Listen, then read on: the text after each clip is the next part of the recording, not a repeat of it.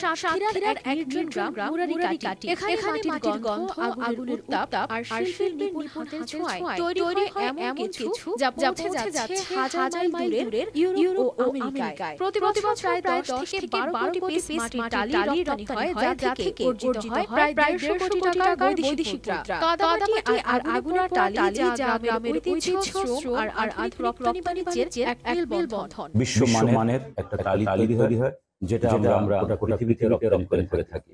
বিশেষ করে এটার বড় বাজার আমাদের ইতালিতে, যার জন্য অনেক সময় মানুষ ইটালি শহর বলে থাকে। মুরারিকাটি গ্রামে প্রায় 2000 শ্রমিক ব্যস্ত সময় কাটাচ্ছেন মাটির টালি তৈরি করার কাজে। কোনো আধুনিক প্রযুক্তি নয়, এখানকার কারিগররা আজও নির্ভর করেন তাদের হাতের নিপুণতার উপর। আমরা শ্রমিক, আমরা এই মাটি হলো মনে করেন সাইনথিয়াই, ফরমাইথিয়াই, তারপরে বিভিন্ন আইটেমের মাল আছে, যেমন ফ্লোরের টালি আছে, ছাদের কার্নিশ টালি আছে। প্রথমে মাটি মেশানো হয়, তারপর ছাঁচ দিয়ে বানানো হয় টালি। সেগুলো রোদে শুকিয়ে হাতে রং লাগিয়ে শেষে বিশেষ আগুনে পোড়ানো হয়, যার প্রতিটি ধাপে রয়েছে শিল্প আর সাধনার এক অপূর্ব সমন্বয়।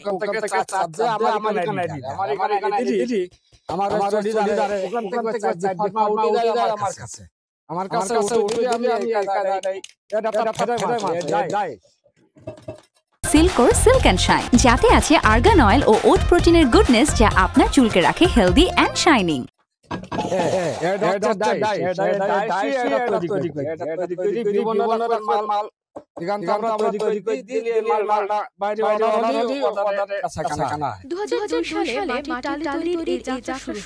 তখন ছিল 41টি কারখানা। তবে সময়ের সঙ্গে এই সংখ্যা এখন অনেকটাই কমে গেছে। বর্তমানে মুরারিকাটিতে টিকে আছে মাত্র 13টি কারখানা। তবে এখান থেকে টালি পৌঁছে যাচ্ছে ইউরোপ, আমেরিকায়। কাদা নিয়ে ফার্মাই দিয়ে চটে তুলি সেই মাল তৈরি করি বাইরে দিই। এই মাল আবার বিদেশে আমাদের দেশে হয়, সমস্ত জায়গায় এইভাবে যায়। শুধু বৈদেশিক মুদ্রা অর্জন নয়, এই শিল্পই গ্রামের শিল্পীদের জীবন আর জীবিকার মূল ভিত্তি।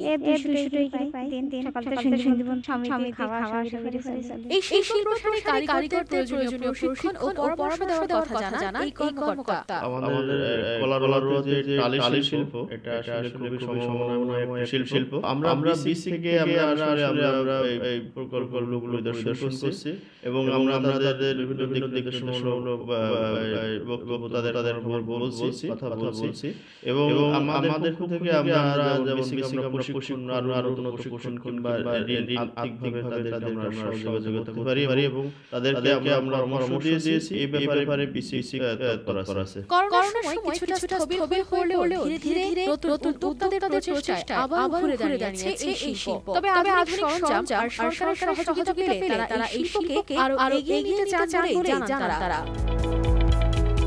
News desk, RTV।